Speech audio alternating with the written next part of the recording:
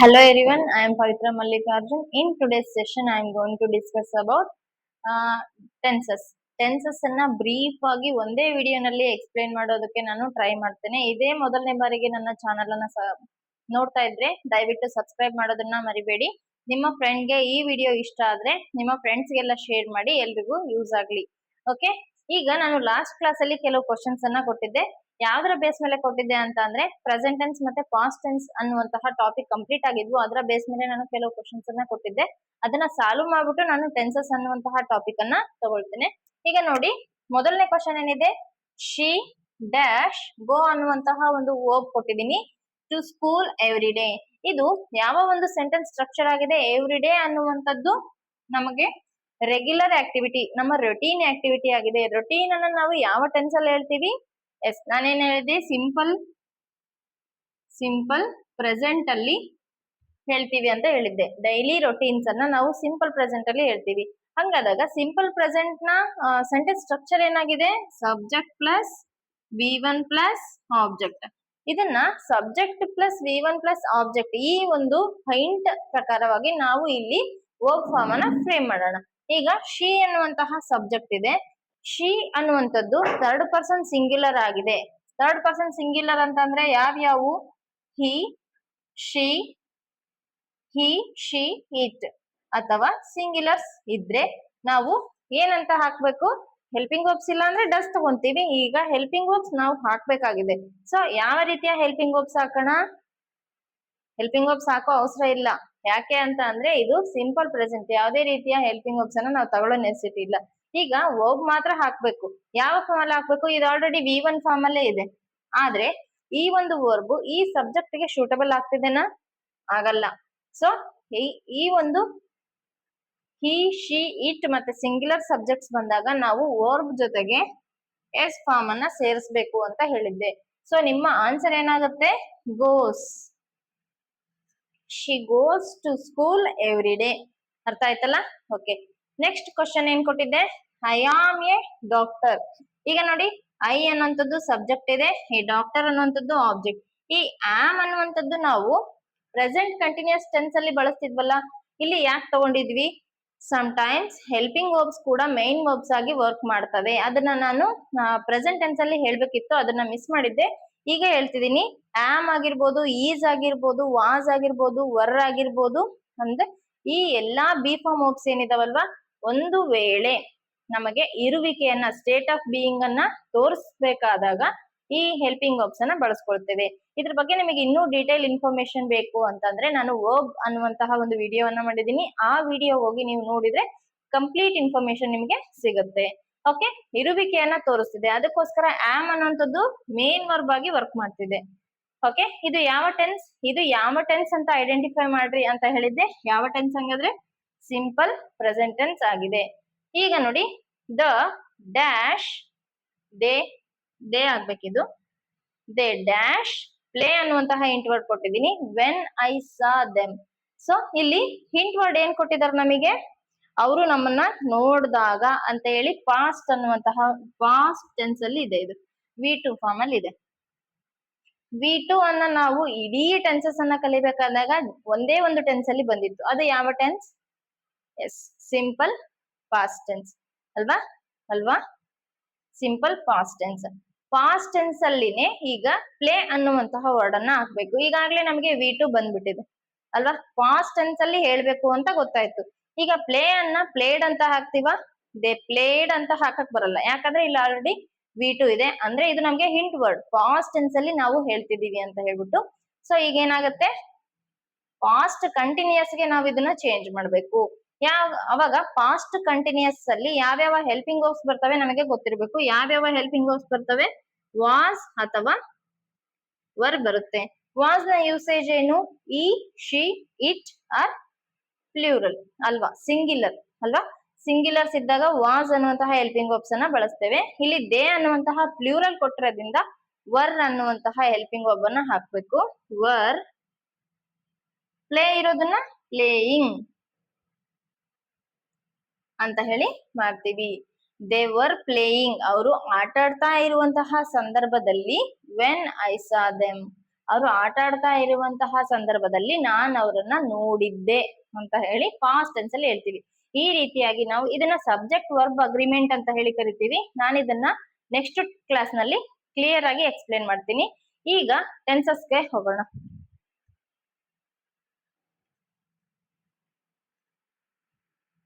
Tense, what is mean by tense?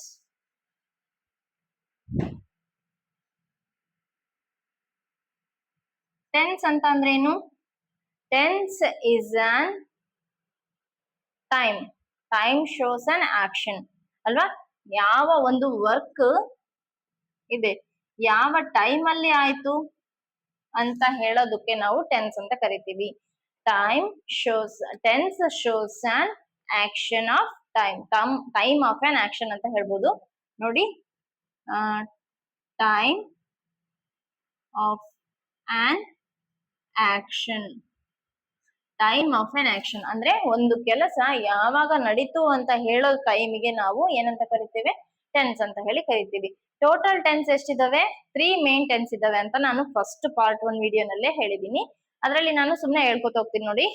Present tense ಇದೆ, past tense ಇದೆ, future tense ಇದೆ. ಎಲ್ಲಾ ಟೆನ್ಸ್ ಗಳಲ್ಲೂ ಕೂಡ 4 ಸಬ್ ಟೆನ್ಸಸ್ ಗಳಿದಾವೆ ಅಂತ ಕೂಡ ಹೇಳಿದ್ದೆ. ಅವು ಯಾವ್ಯಾವು? ಪ್ರೆಸೆಂಟ್ ಟೆನ್ಸ್ ನಲ್ಲಿ 4, ಪಾಸ್ಟ್ ಟೆನ್ಸ್ ನಲ್ಲಿ 4, ಫ್ಯೂಚರ್ ಟೆನ್ಸ್ ಅಲ್ಲಿ ಕೂಡ 4 ಇದಾವೆ. ಈಗ ಪ್ರೆಸೆಂಟ್ ಟೆನ್ಸ್ ಅಲ್ಲಿ 4 ಟೆನ್ಸ್ ಗಳು ಬರ್ತವೆ. ಯಾವ್ಯಾವು? ಸಿಂಪಲ್, ಪ್ರೆಸೆಂಟ್ ಟೆನ್ಸ್, ಎರಡನೇದು ಸಿಂಪಲ್ ಪ್ರೆಸೆಂಟ್ ಕಂಟಿನ್ಯೂಯಸ್ ಟೆನ್ಸ್. ನಾನು ಶಾರ್ಟ್ ಫಾರ್ಮ್ ಅಲ್ಲಿ ಬರೀತೀನಿ, ಅರ್ಥ ಮಾಡ್ಕೊಳ್ಳಿ. ಪ್ರೆಸೆಂಟ್ ಪರ್ಫೆಕ್ಟ್ ಟೆನ್ಸ್, ಅದಾದ್ಮೇಲೆ ಪ್ರೆಸೆಂಟ್ ಪರ್ಫೆಕ್ಟ್ ಕಂಟಿನ್ಯೂಯಸ್ ಟೆನ್ಸ್. ಈ ರೀತಿಯಾಗಿ 4 ಸಬ್ ಟೆನ್ಸಸ್ ಗಳನ್ನ ನಾವು ನೋಡಿದ್ವಿ. ಈಗ ಇದಕ್ಕೆ ಫಾರ್ಮುಲಾ ತಗೊಂಡ್ಬಿಟ್ಟು ನಾನು ಅದಕ್ಕೆ ಒಂದೊಂದು ಎಕ್ಸಾಂಪಲ್ಸ್ ನ ಕೊಟ್ಕೊಂತ ಹೋಗ್ತೀನಿ. ಈಗ ಮಾಡಿದಾಗ ನಿಮಗೆ ಒಂದು ಇಡೀ ಒಂದು ಟೆನ್ಸ್ ನ ನಾಲೆಡ್ಜ್ ಒಂದೇ ವಿಡಿಯೋದಲ್ಲಿ ಅರ್ಥ ಆಗ್ಬಿಡುತ್ತೆ. ಓಕೆ, ಸಿಂಪಲ್ ಪ್ರೆಸೆಂಟ್ ಟೆನ್ಸ್, ಅದರ ಸೆಂಟೆನ್ಸ್ ಸ್ಟ್ರಕ್ಚರ್ ಏನು? Subject plus V1 plus object. ಈಗ ನಾನು ಒಂದು ಸಿಂಪಲ್ ಸೆಂಟೆನ್ಸ್ ಅನ್ನ ತಗೊಳ್ತೀನಿ. ಯಾವುದು? I drink tea. I drink tea ಅನ್ನುವಂತಹ ಸಿಂಪಲ್ ಸೆಂಟೆನ್ಸ್ ಅನ್ನ ತಗೊಂಡೆ. ಐ ಅನ್ನುವಂಥದ್ದೇನು? ಸಬ್ಜೆಕ್ಟ್. ಡ್ರಿಂಕ್ ಅನ್ನುವಂಥದ್ದೇನು? V1 from verb. ಟೀ ಅನ್ನುವಂಥದ್ದು ಆಬ್ಜೆಕ್ಟ್. ಓಕೆ, ಈಗ ಎಲ್ಲ ಎಷ್ಟು ಪ್ರೊನೌನ್ಸ್ ಇದಾವೆ, ಎಷ್ಟು ಪರ್ಸನಲ್ ಪ್ರೊನೌನ್ಸ್ ಇದಾವಲ್ವಾ ನೋಡಿ. I, we, you, they, he, she, it. ಈ ಎಲ್ಲಾ ಪ್ರೊನೌನ್ಸ್ಗೂ ನಾನೀಗ ಐಗೆ ಮಾಡಿದೀನಿ. ಇನ್ನು ಉಳಿದಿರೋ ಎಲ್ಲಾ ಪ್ರೊನೌನ್ಸ್ಗೂ ಕೂಡ ನೀವು ಈ ಒಂದು ಸೆಂಟೆನ್ಸ್ ಅನ್ನ ಚೇಂಜ್ ಮಾಡಬೇಕು. ಅವಾಗ ಮಾತ್ರ ನೀವು ಈ ಒಂದು ಟೆನ್ಸ್ ಅನ್ನ ಪರ್ಫೆಕ್ಟ್ ಆಗಿ ಕಲಿಯೋದಕ್ಕೆ ಸಾಧ್ಯ. ಈಗ ಪ್ರೆಸೆಂಟ್ ಕಂಟಿನ್ಯೂಸ್ ಟೆನ್ಸ್ ನ ಸೆಂಟೆನ್ಸ್ ಸ್ಟ್ರಕ್ಚರ್ ಏನು? Subject plus is or am or are, is am are plus ಅದಾದ್ಮೇಲೆ V4 ಪ್ಲಸ್ ಆಬ್ಜೆಕ್ಟ್.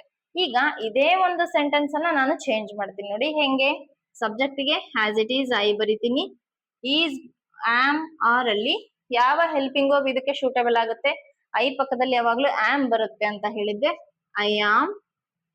ಈಗ V4 ಆಗ್ಬೇಕು, ಡ್ರಿಂಕಿಂಗ್ ಆಗುತ್ತೆ. ಡ್ರಿಂಕಿಂಗ್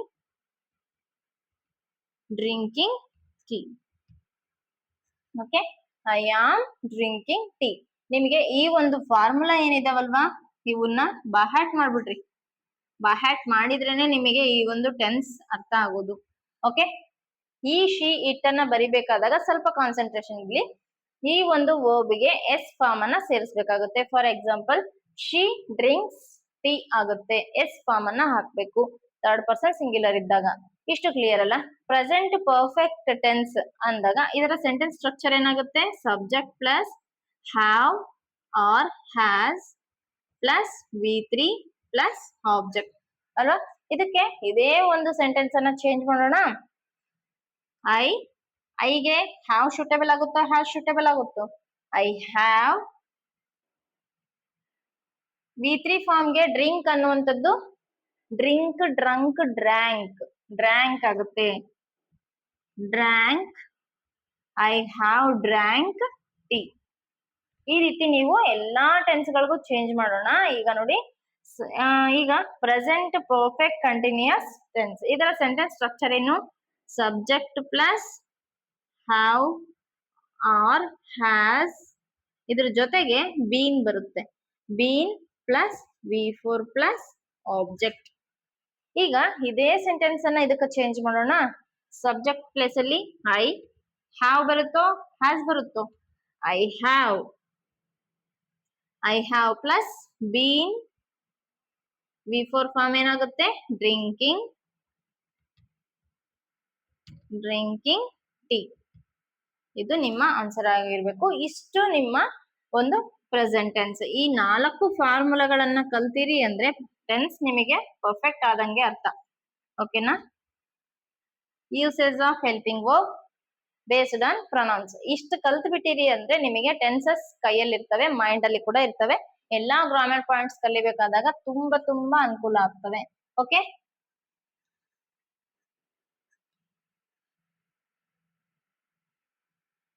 ನೆಕ್ಸ್ಟ್ ಯಾವ ಟೆನ್ಸ್ ಇದೆ? Past tense. ಅದರಲ್ಲಿ ಸಿಂಪಲ್ ಪಾಸ್ಟ್, ಎರಡನೇದು ಪಾಸ್ಟ್ ಕಂಟಿನ್ಯೂಯಸ್ ಟೆನ್ಸ್, ಮೂರನೇದು ಪಾಸ್ಟ್ ಪರ್ಫೆಕ್ಟ್ ಟೆನ್ಸ್. ನಾನು ಶಾರ್ಟ್ ಕಟ್ ಅಲ್ಲಿ ಬರೀತಿದ್ದೀನಿ, ನೀವು ದಯವಿಟ್ಟು ಅರ್ಥ ಮಾಡ್ಕೊಳ್ಳಿ. ಓಕೆ, ನಾಲ್ಕನೇದು past perfect tense, continuous tense, continuous tense. Okay, ಈಗ ಒಂದೊಂದಾಗಿ ಸೆಂಟೆನ್ಸ್ ಸ್ಟ್ರಕ್ಚರ್ ಬರ್ಕೊಂಡು ತಗೋಣ. ಸಿಂಪಲ್ ಪಾಸ್ಟ್ ನ ಸೆಂಟೆನ್ಸ್ ಸ್ಟ್ರಕ್ಚರ್ ಏನು? Subject plus E2 plus object ಅಲ್ವಾ? ಅದೇ ಐ ಡ್ರಿಂಕ್ ಟೀ ಅನ್ನ ಚೇಂಜ್ ಮಾಡೋಣ. ಇವಾಗ ಐ ಡ್ರಿಂಕ್ ಇದ್ದಿದ್ದು V2 ಫಾರ್ಮ್ ಹೋದಾಗ ಏನಾಗುತ್ತೆ? I drank, drank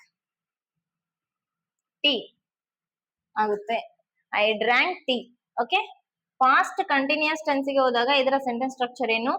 subject plus was or were plus V4 plus object. Okay, ಈ ಒಂದು ಸೆಂಟೆನ್ಸ್ ಅನ್ನ ಇದಕ್ಕೆ ಚೇಂಜ್ ಮಾಡಿ. ಇವಾಗ ಐಗೆ ವಾಸ್ ಸೂಟಬಲ್ ಆಗುತ್ತೋ ವರ್ ಸೂಟಬಲ್ ಆಗುತ್ತೋ ನೋಡಿ. ಐ ವಾಸ್ V4 ಏನಾಗುತ್ತೆ? Drinking, drinking tea. ಓಕೆ, ಈಗ past perfect tense. Past perfect tense ನ ಸ್ಟ್ರಕ್ಚರ್ ಏನು ನೋಡಿ? ಸಬ್ಜೆಕ್ಟ್ ಪ್ಲಸ್, ಅಲ್ಲಿ ಹ್ಯಾಸ್ ಮತ್ತೆ ಹ್ಯಾವ್ ಅನ್ನ ಪ್ರೆಸೆಂಟ್ ಟೆನ್ಸ್ ಅಲ್ಲಿ ತಗೊಂಡಿದೀವಿ, ಉಳಿದಿದ್ದ ಯಾವುದು? Had plus V3 plus object. ಇದೇ ಒಂದು ಸೆಂಟೆನ್ಸ್ ಅನ್ನ ಇದಕ್ಕೆ ಚೇಂಜ್ ಮಾಡೋಣ. ಐ ಸಬ್ಜೆಕ್ಟ್ ಪ್ಲೇಸ್ಗೆ ಐ ಬರ್ದಿದ್ದೀನಿ, ಹ್ಯಾಡ್ ಆಸ್ ಇಟ್ ಈಸ್. ಇದಕ್ಕೆ ಎಲ್ಲಾ ಪ್ರೊನೌನ್ಸಿಗೂ ಕೂಡ ಇದೇ ಒಂದು ಹೆಲ್ಪಿಂಗ್ ವರ್ಬ್ ಅನ್ನ ಬರ್ತದೆ. ಯಾಕಂದ್ರೆ ಹ್ಯಾಸ್ ಹ್ಯಾವ್ ಬಿಟ್ಟ ಮೇಲೆ ಆಡ್ ಮಾತ್ರ ಪಾಸ್ಟ್ ಟೆನ್ಸ್ ಗೆ ಉಳ್ಕೊಂಡಿರೋದು. ಅದಕ್ಕೋಸ್ಕರವಾಗಿ V3 ಏನಾಗುತ್ತೆ? Drink, drank, drunk, drunk tea. Okay, ಈಗ ಪಾಸ್ಟ್ ಪರ್ಫೆಕ್ಟ್ ಕಂಟಿನ್ಯೂಯಸ್ ಟೆನ್ಸ್, ಅದರ ಸ್ಟ್ರಕ್ಚರ್ ಏನು? Subject plus had plus been plus V4 plus object. ಇದಕ್ಕೆ ನಾವು ಏನ್ ಮಾಡ್ಬೇಕೀಗ? ಇದೇ ಒಂದು ಸೆಂಟೆನ್ಸ್ ಅನ್ನ ಚೇಂಜ್ ಮಾಡೋಣ. ಸಬ್ಜೆಕ್ಟ್ ಪ್ಲೇಸ್ ಅಲ್ಲಿ I had as it is, been as it is, V4 ಗೆ ಡ್ರಿಂಕಿಂಗ್ ಪ್ಲಸ್ ಏನ್ ಬರಿಬೇಕು? ಟಿ. ಇಷ್ಟು ನಿಮ್ಮ ಪಾಸ್ಟ್ ಟೆನ್ಸ್ ಆಗಿದೆ. ಇದಾದ್ಮೇಲೆ ಫ್ಯೂಚರ್ ಟೆನ್ಸ್ ಅನ್ನ ನೋಡೋಣ.